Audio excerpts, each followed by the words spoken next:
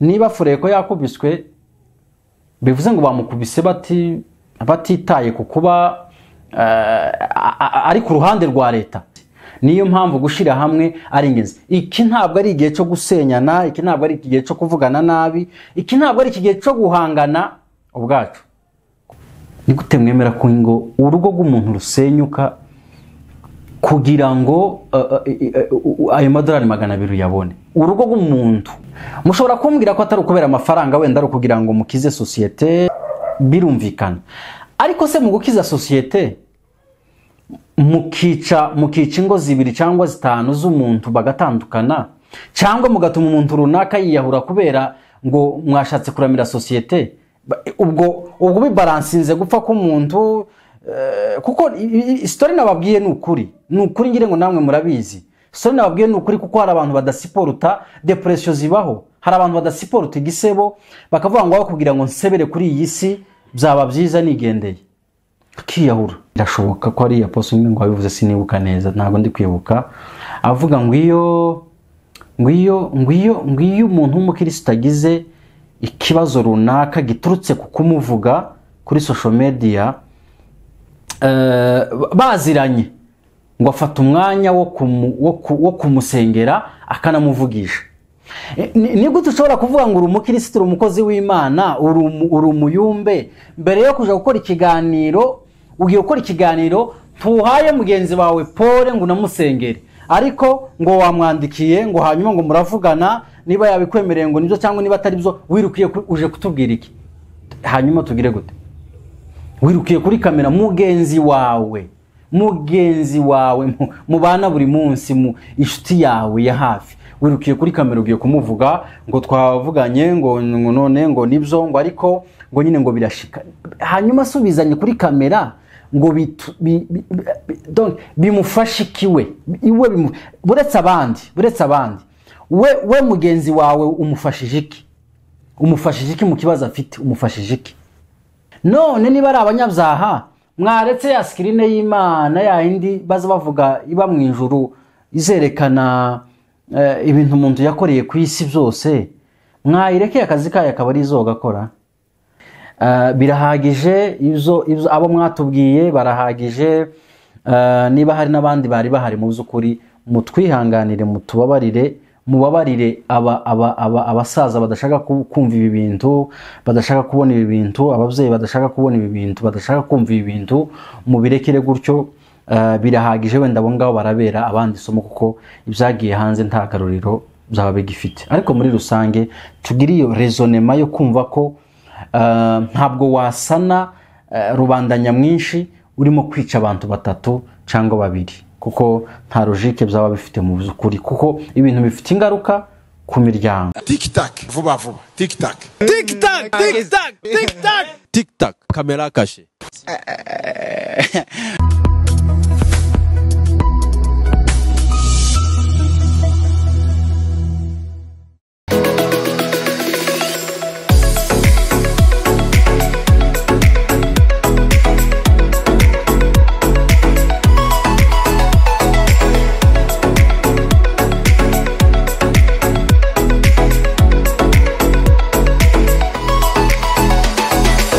Yes, reka nongere mbahe ikaze bakunzi ba TikTok TV, nizere ko meze neza cyane mwese aho muherereye geno no kwisi, nizere ko ari amahoro. Mbahe ikaze muri ikiganiro. Uyu munsi turi nakazi rimwe tariki 9 z'ukwezi kwa 11, niba nibesha nyine mwihangana namwe murebe ku masaha yanyu. Ikaze muri ikiganiro. Uyu munsi ntago ndibuze gutinda cyane kubera ko ndaza kukamuza gusa ku ngingo zigera muri 2 minota mikeya nsoza. Mbaha ikaze mwese abakurikira TikTok TV.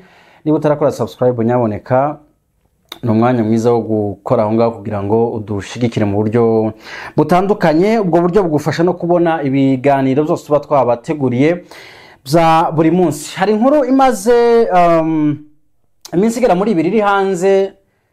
Impamvu ndashatse kubivugaho nuko navuga ngo ari content yacu duhora tuvuga buri gihe tubabwira ko ikintu cy'ubumwe buriya nta kintu gisa naco, ikintu cyo gushira hamwe kuganira ibintu bimwe, kugira ibintu abantu bahuriraho. Ejo bundi nibwo hari igiterane cyari kiri hano c'abayumbe cyiza cyane. Noneho muri ico giterane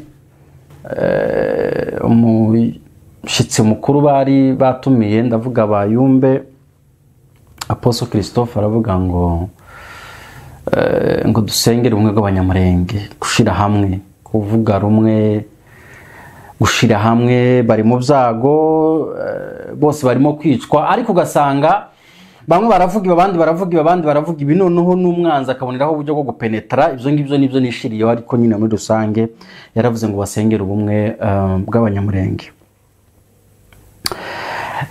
Ejo bundi hari video, ejo hari video yakomeje gucicikana ku mbuga igaragaza Colonel Fureko, ngire ngo ni Colonel, niba ari autoproclame cyangwa se niba ari na Colonel aho yabarizwaga mu gisirikare simbizi, ariko bamwita Colonel Fureko cyangwa se Fureko. No umusirikare wa Gumino. Uyu munsi uyu musirikare nk'uko mubizi, ntabwo ubundi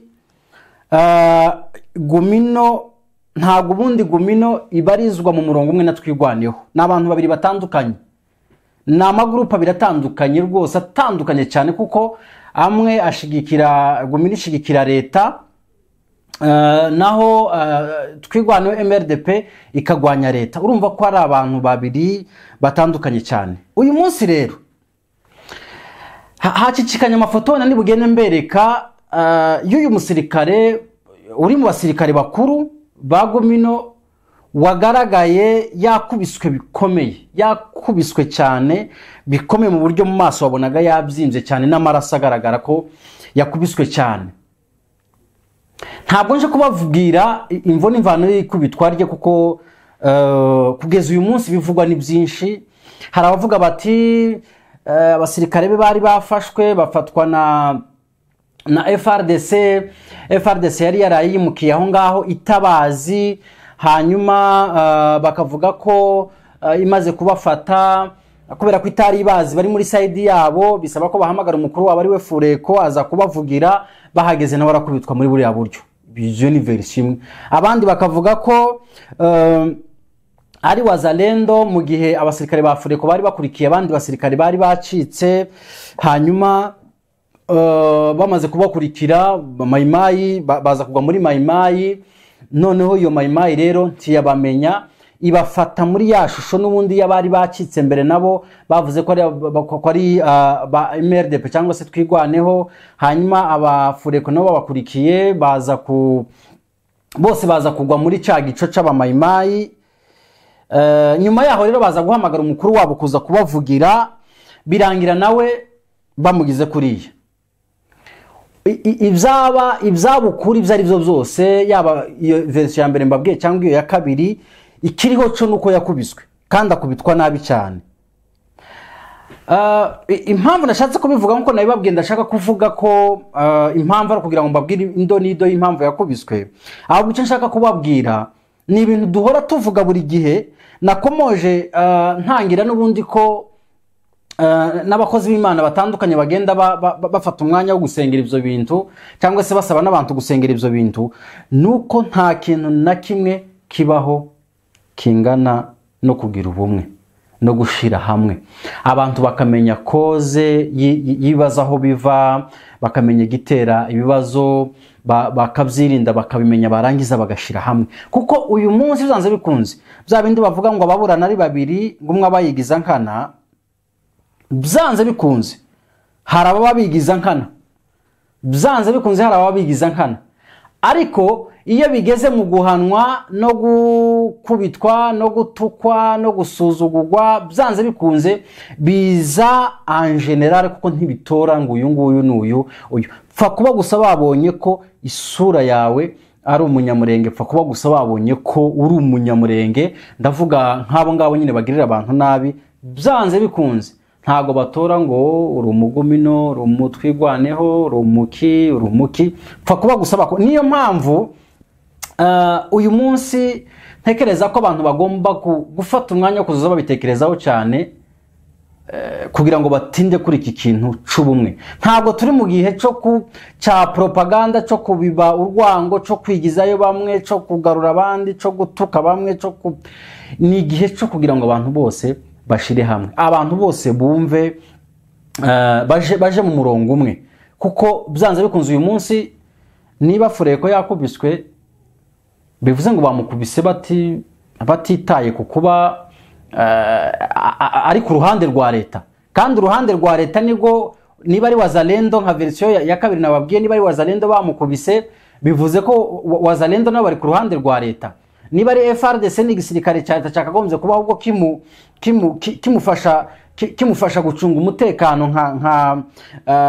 nk'intego y'igisirikare nyine cya leta iyo ariyo yose mu gucunga umutekano. Ariko uyu munsi arimo gukubitwa kimwe nuko n'umuntu uyu munsi reka nishaka imbivuge w'umutwigwaneho indani, w'umusirikare w'indani, w'umunyapolitike w'indani, w'umu-MRDP w'indani ashobora kugera hariya agakubitwa. Ntabwo bashobora gukubita birenze uko bakubise uyu mugabo uyu munsi. Niyo mpamvu bumwe ari ingenzi, niyo mpamvu gushira hamwe ari ingenzi. Iki ntabwo ari igihe cyo gusenyana, iki ntabwo ari igihe cyo kuvugana nabi, iki ntabwo ari igihe cyo guhangana ubwacu, kuko ibiturwanya birahagije kandi birahari, tutagomba kongeraho ibindi. Muri iyo ngingo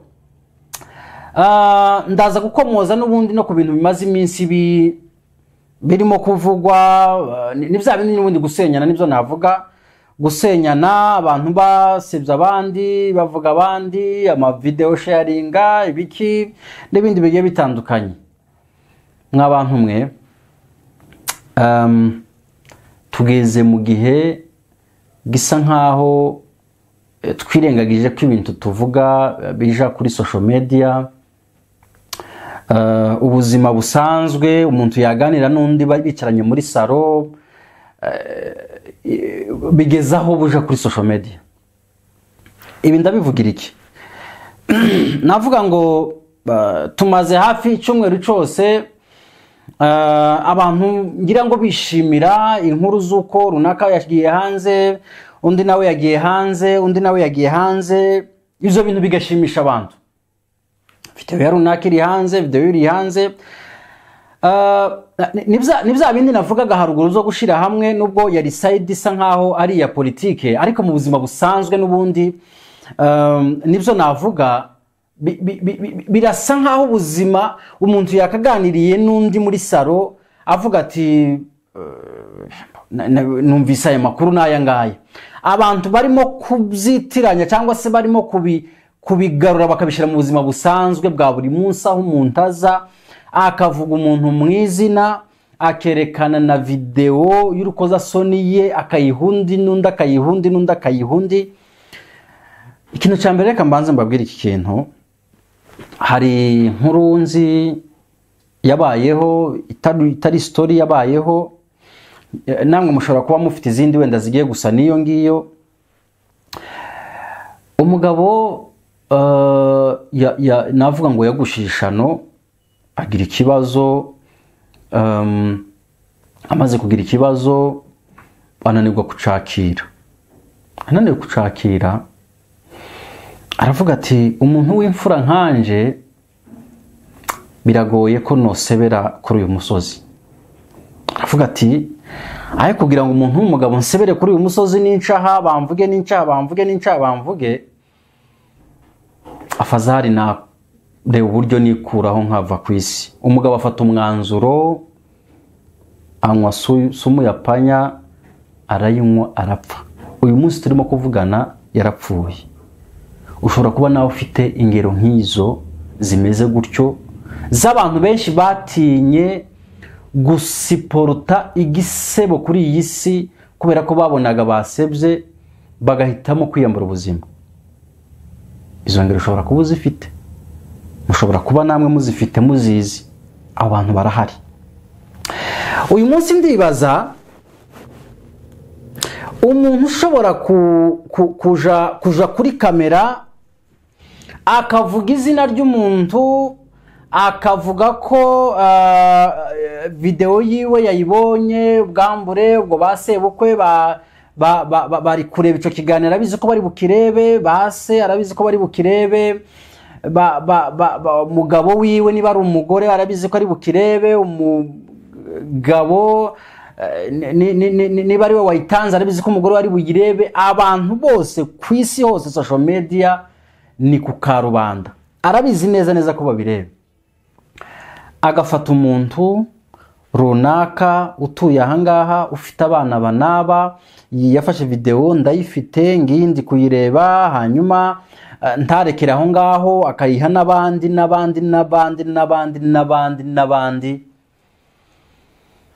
reka mbabwire iki kintu gusenya ntabwo bisaba ngo uje kubwira umugabo cyangwa umugore wa runaka ngo senya ahubwo gusenya biva muri ibi ngibi uyu munsi sinzi niba abantu babikora babizi neza ko hari ingo zishobora gusenyuka biturutse kuri izi nkuru zimeze gutya uyu munsi uzi ko ushobora kumenya ko wenda video y'umugore wawe cyangwa se y'umugabo wawe yagiye hanze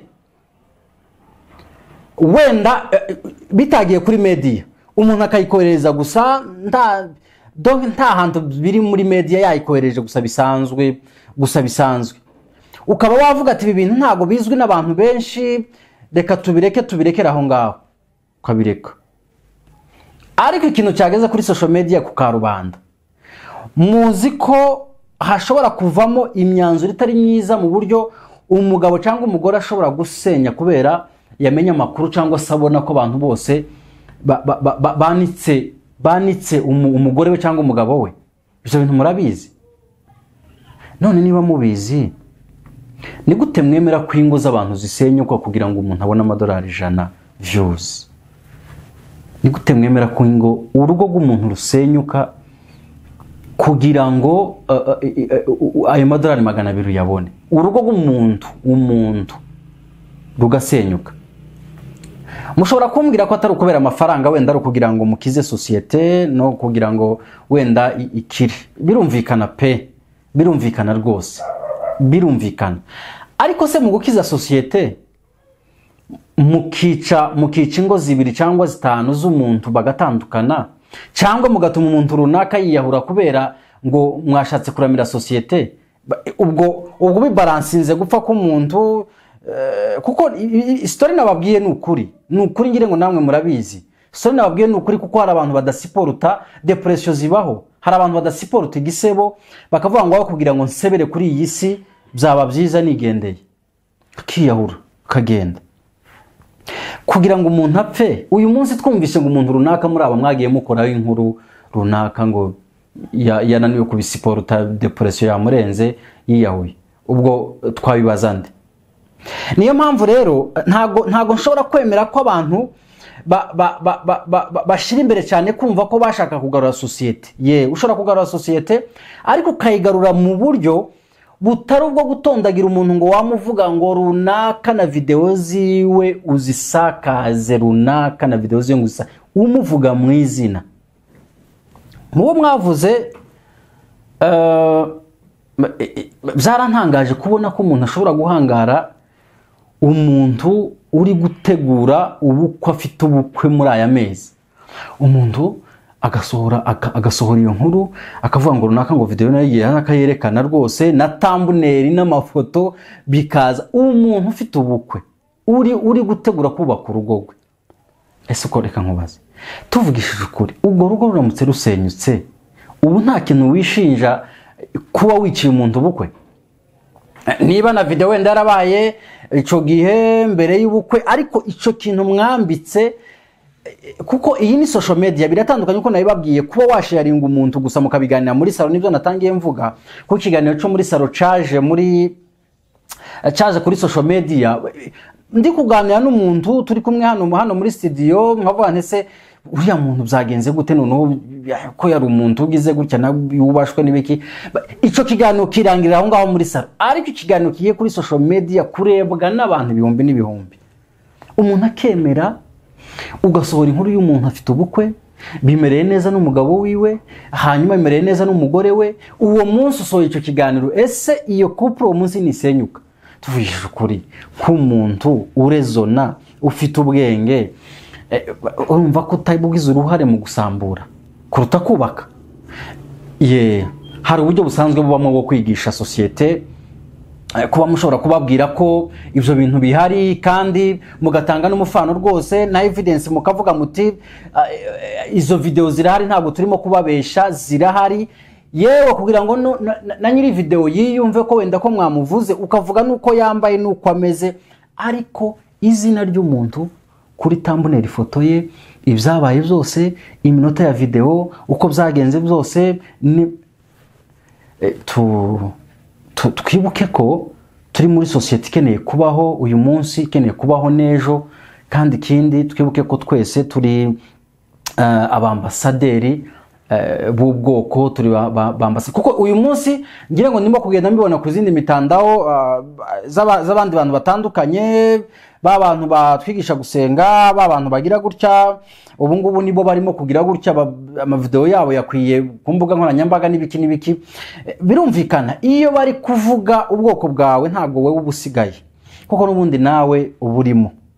Abantu rero mu byitondeshe, ikintu cyantangaje kuruta ikindi ari naco sorezaho, ubundi baza bavuga ngo mwene sonagwa kagwa mucaha, uzamusengere,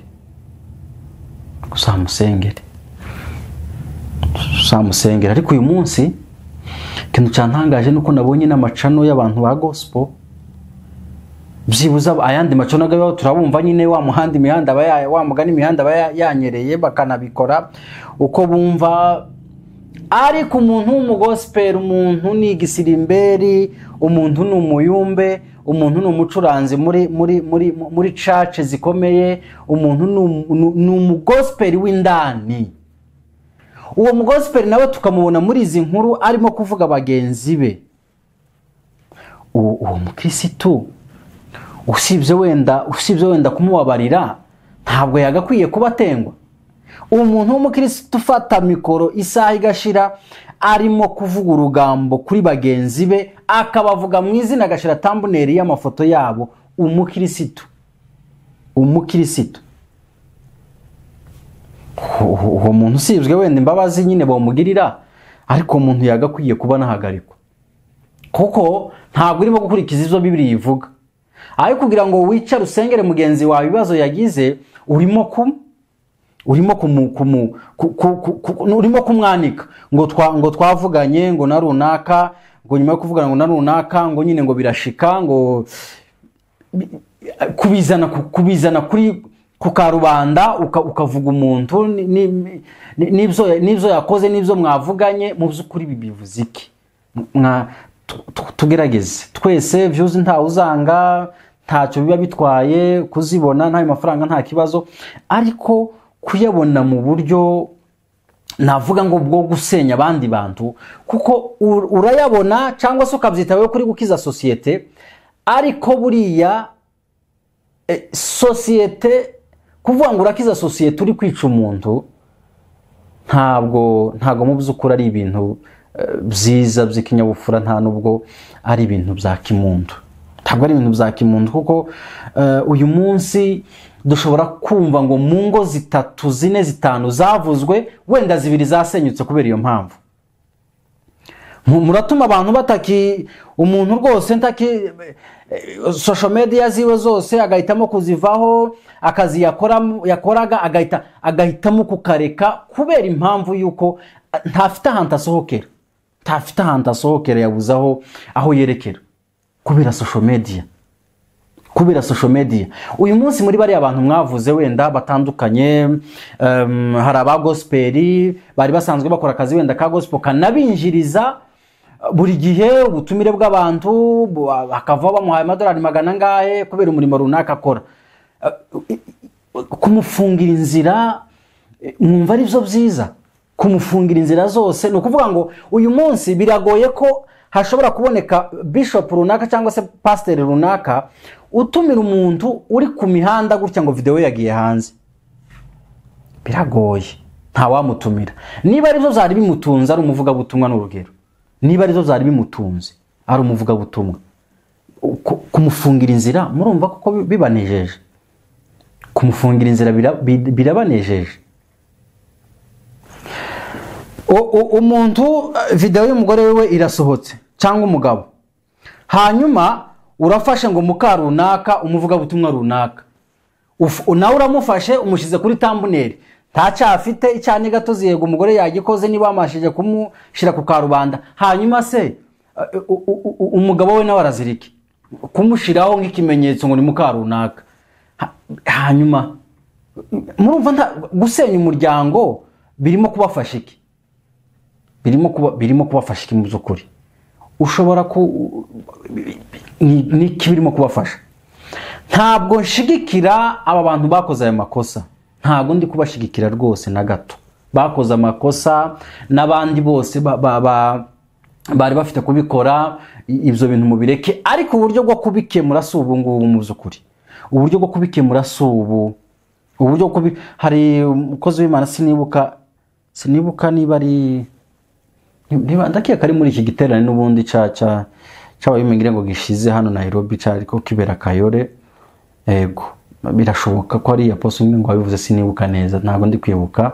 Avuga ngo iyo umuntu w'umukristo agize ikibazo runaka giturutse ku kumuvuga kuri social media, baziranye, ngo afata umwanya wo kumusengera akanamuvugisha. Ni gute ushobora kuvuga ngo uri umukristo, uri umukozi w'Imana, uri umuyumbe, mbere yo kuja gukora ikiganiro ugiye gukora ikiganiro tuhaye mugenzi wawe Paul ngo namusengere, ariko ngo wamwandikiye ngo hanyuma ngo muravugana niba yabikwemereye ngo nibyo cyangwa niba atari byo, wirukiye uje kutubwira iki? Hanyuma tugire gute? Wirukiye kuri kamera mugenzi wawe mubana buri munsi, mu inshuti yawe ya hafi, wirukiye kuri kamera ugiye kumuvuga ngo twavuganye ngo none ngo nibyo ngo ariko ngo nyine ngo birashika. Hanyuma subizanye kuri kamera ngo bimufashikiwe iwe buretse abandi we mugenzi wawe umufashije iki mu kibazo afite? umufashije iki? My friend, tugire ubumuntu. Ntabwo nongere mbisubiremo, ntabwo nshigikiye ibyabaye mu byukuri n'abantu bafite kubikora. Mwisubireho hakiri kare ababikoze mu byukuri, nta zina ry'umuntu navuze, ariko ni ibintu bigayitse cyane. Nizere ko nta n'umuntu uzongera wenda kugerageza kubikora, kuko mu byukuri ni ibintu bigayitse, bikwambura icubahiro, bikwambura gitinyiro, bikwambura ni ibintu bigayitse cyane. Ariko nanone mureke tureke kubakaburira, tureke kubatera imijugujugu, nka wa mugani wa Yesu yabwiye ba bantu bari bazengurutse wa mugore, baramubwira ati umwere hano cyangwa se utari umunyabyaha naba ari we umutera ibuye rya mbere. Abantu bose barahindukiye habura n'umwe, kubera ko umutima nama wabo wabwiraga ko nabari abanyabyaha. Uyu munsi uba abantu bavuze ngo binjirire umuntu mu buzima bwe bwose, binjire, ko mwasanga abantu bose ari abanyabyaha. None niba ari abanyabyaha, mwaretse ya screen y'Imana ya indi baza bavuga iba mu ijuru izerekana ibintu umuntu yakoreye ku isi byose, mwayirekeye akazi kayo akaba ari izogakora. Hanyuma ibyo mu isi twebwe, ibyo tubona biri busenye umuntu, tukamureka agakomeza ubuzima. Ayo kugira ngo umushire ku karubanda, mubwire, mwandikire, buriya umuntu wese uri mu makosa n'umuntu uca bugufi. Umuntu wese uri mu makosa ntaza avugira hejuru. Niba ufite video umubona ko ari we neza, akanimero ye umubwira uti yewe wakoze amakosa, dore video yawe iri hanze, none nyaboneka twizere ko itazoja hanze. Kuja hanze mvuga nyine ni ukuja kuri social media, twizere ko itazoja hanze, ariko nanone ntukongere uwo muntu ubumuhanye cya gihano. Mu Rwanda niyo bazavuga ngo ni ukugorora.